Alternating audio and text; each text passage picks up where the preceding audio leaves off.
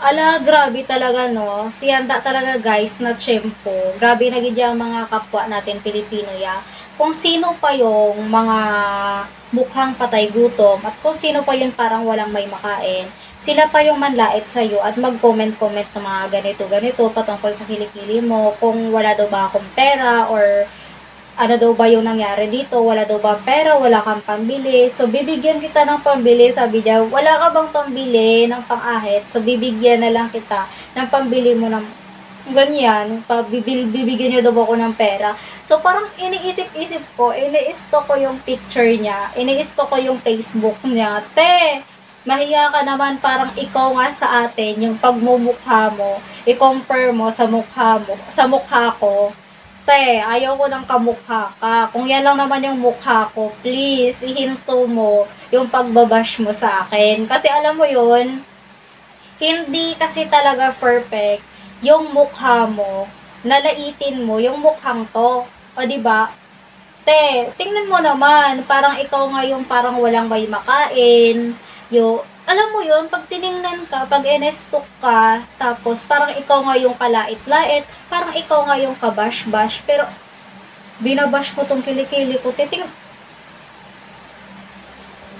alam mo yan, so, oh my God. So, dyan ba nababase yung isang buhay ng tao pag hindi ka nag-aahit na kilikili mo? Yan.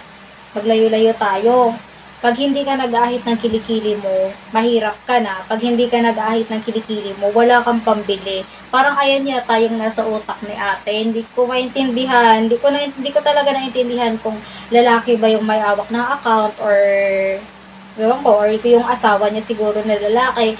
Kasi nga, yung naka-profile pic at yung mga picture, mga mag-asawa sila. O, di ba?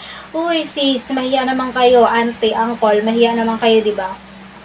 Daw ikaw gani ang wala sang makaon sa itsura mo, pero ikaw ang magbabash. Te, hindi ba pwede na gusto ko lang talaga na hindi mag-ahit ng kilikili ko? Gusto ko lang talaga na ganyan lang siya.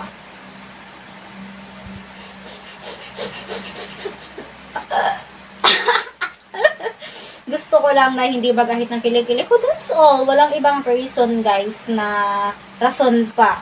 Hindi sa walang pera or hindi sa walang pobre or sa imol yung tao. Hindi ko lang talaga gusto mag-ahit ng kilikili ko. Oh.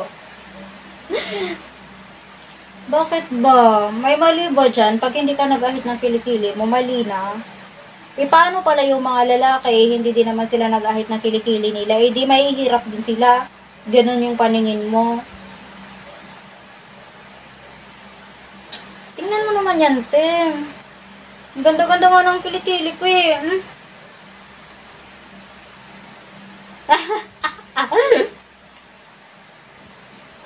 Nako, te.